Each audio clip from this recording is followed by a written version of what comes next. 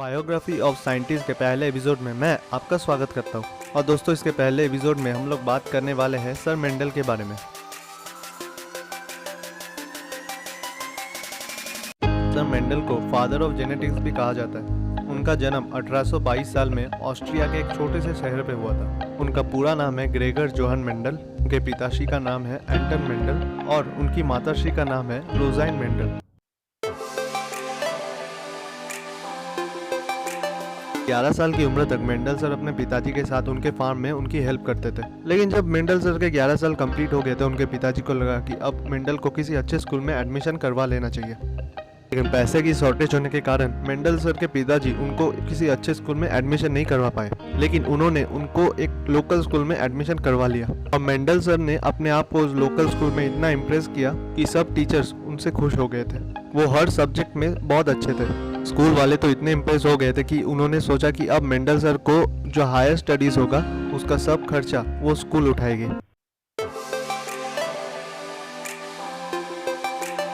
देखते ही देखते Mendel sir ने अपनी हायर स्टडीज कंप्लीट की और अपने स्कूल लाइफ को पास आउट कर लिया। स्कूल लाइफ कंप्लीट करने के बाद मेंडल सर ने सेंट थॉमस मॉनेस्ट्री को ज्वाइन किया। सेंट थॉमस वाले उनके प्रोग्रेस से इतना खुश हुए कि उन्होंने उनको स्पेशली यूनिवर्सिटी ऑफ वियना भेज दिया, जहाँ पे उनको फिजिक्स, मैथ्स और बायोलॉजी सीखने को कहा गया। उन्होंने उस यूनिवर्सिटी में 5 साल बिताए और जब वो मॉनेस्ट्री में लौटे तो उन्हें वहाँ एज अ टीचर काम करना पड़ा। वो वहाँ पे जो विद्यार्थी थे उनको फिजिक्स, मैथ्स और बायोलॉजी सिखाते थे।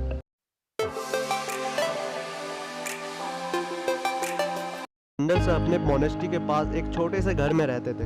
उन्हें गार्डनिंग का बहुत अच्छा शौक था, इसलिए उन्होंने अपने घर के सामने एक छोटा सा गार्डन टाइप बनवाया था। एक दिन वो अपने गार्डन में ऐसे टहल रहे थे कि उन्होंने एक चीज नोटिस किया। उन्होंने नोटिस किया कि जो पी प्लांट में 2 अलग अलग टाइप के कलर्स के फ्रूट्स हुए थे। एक का कलर था ग्रीन और एक का था येलो। उन्होंने सोचा कि एक ही प्लांट 2 अलग अलग टाइप के कलर्स का फ्रूट कैसे दे सकती है। फिर धीरे धीरे उन्होंने पूरे पी प्लांट को स्टडी किया। उन्होंने ये भी नोटिस किया कि सिर्फ यही एक चेंज नहीं है, किसी किसी के फ्लावर्स के कलर भी अलग है, किसी किसी का साइज लंबा है, किसी किसी का छोटा है। फिर उन्होंने इतने सारे वेरिएशन देख के एक चीज ठानी कि उन्होंने इसके ऊपर रिसर्च करना है और फिर मेंडल सर ने इसके ऊपर रिसर्च करना स्टार्ट किया।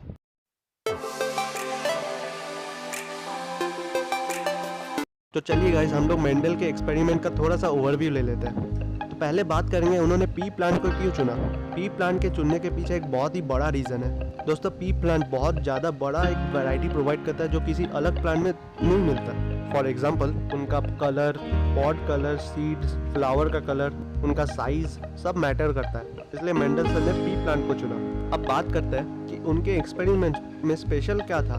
दोस्तों, मेंडेलियन एक्सपेरिमेंट में एक बहुत ही स्पेशल बात था। उन्होंने बायोलॉजी को मैथ्स के साथ मिलाया था और ये पहली बार हुआ था किसी ने मैथ्स और बायो को मिलाया है। ये 2 सब्जेक्ट बहुत जन नहीं लेते अपने 12th में, आई मीन 11-12 में, और उन्होंने दोनों को ही मिला दिया।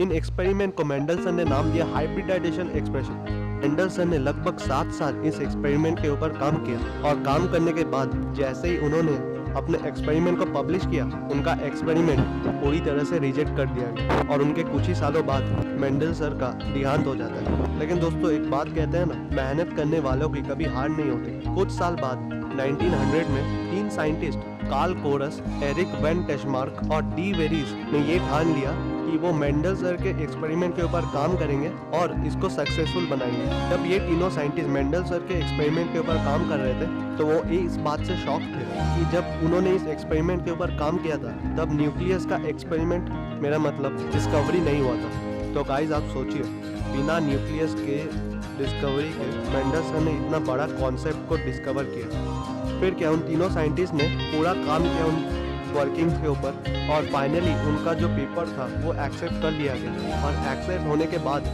उनका जो वर्किंग था ना, एकदम वायरल चला गया और मेंडल सर को फादर ऑफ जेनेटिक्स की उपाधि दी गई। दोस्तों, I personally salute this 3 scientist जिन्होंने मेंडल सर के वर्किंग के ऊपर काम करने का ठान लिया और उससे ज़्यादा बड़ा बात यह है कि उनके काम को सक्सेसफुली पब्लिश किया।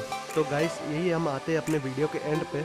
कोई वीडियो कैसा लगा हमें कमेंट के ज़रूर बताइएगा और मैं आपको मिलूंगा वीडियो में। Thank you for watching.